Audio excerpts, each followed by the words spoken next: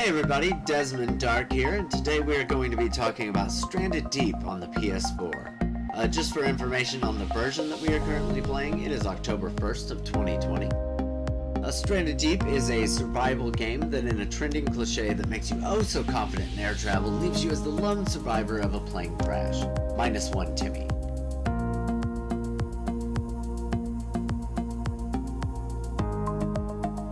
You awaken with nothing but the plane's life raft in a vast open ocean dotted with islands spreading across essentially a 5x5 grid. The islands can be randomized before you start your game, but no matter the variation of resources on the island, there are technically only three types of island.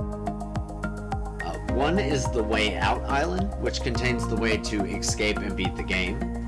As such, there is only one of these on the map. The rest of the islands are made up of a mix of the other two types. The first is just made of bushes and trees, and it's usually a good source to find your yucca trees and your plants, stuff like that. You're not going to find animals wandering around on it, usually.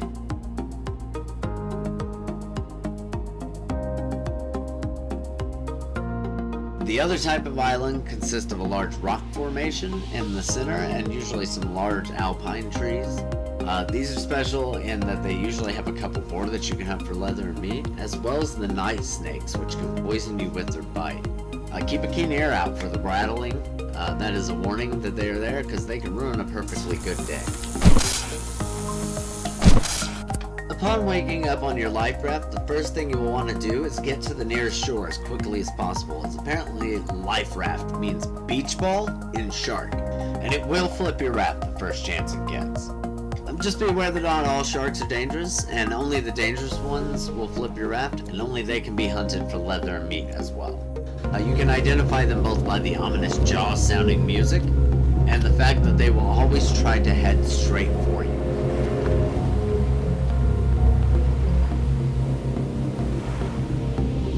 Make sure to drag your raft all the way up onto the land, as the game actually has a working current that will carry things off, and storms can actually make large waves that will sometimes wash things away.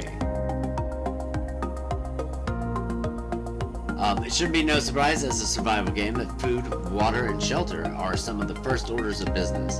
An important thing is just to keep on top of your water collectors, keeping them full of fiber, because that's going to be one of your most important tasks. And despite lacking quite a bit of what they have on PC, I'm looking at you, storage shelves. This game has quite a robust crafting system, unlocking more as your crafting skill goes up with the more you craft. Expanding further on the skills, there is hunting, which makes you more accurate, do more damage, and be able to pull up to aim quicker. The more you hunt and kill things, the more this will go up. Cooking, which makes food more filling, and goes up as long as you're standing by food. A good tell is whenever you can hear it sizzling, it is building your cooking skill. Harvesting, which makes things take less hits to break down or collect, as well as how much of your resources you get back when destroying your construction. This goes up by using tools to harvest and collect the various resources in the game. Physical, which controls your speed both on land and in the water, and I think how long you can hold your breath, but I haven't confirmed that for sure. This goes up by running, jumping, swimming, with swimming seeming to have the most impact on it. And of course crafting, which I already mentioned earlier. It honestly felt pretty natural to me leveling up these skills. I never really felt like I was grinding to raise anything, as it seems like you're always doing something that is building one of these skills. And you can't really focus on one thing too long because there's always something else that will need done. Venturing out the first time from your first island can be a little intimidating. If you're lucky, you may have got to build some sort of small raft first, but if not, you'll have to take the life raft, which, as I mentioned earlier, beach ball to the shark. Either way, there's a storage compartment on the life raft where you can find a compass and some rations. If you're not going for the achievement to avoid the compass, then you should always try to use the compass to keep your bearings. Always use it to pick your island and get set going. If you're not using the compass, then try using trees, cut them down, or point shelters back the way you came. and that will help you find your way back at any point, even if you have to work your way back islands. Another tip is that current I mentioned earlier is actually flowing from north to south on the map. Just be aware that north is actually diagonal on the map if you were looking at it on a piece of paper. This tends to throw a lot of people off. For those of you seeking a story, 3 of the islands on that 5x5 grid are replaced with one of 3 bosses. A Megalodon,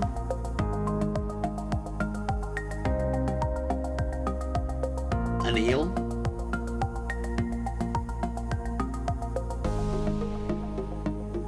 and a squid, each with their own unique attack patterns. Defeating them will give you an item that can be used at the escape island I mentioned earlier. Despite the stunning views that you can manage to catch in this game, it's not without its faults.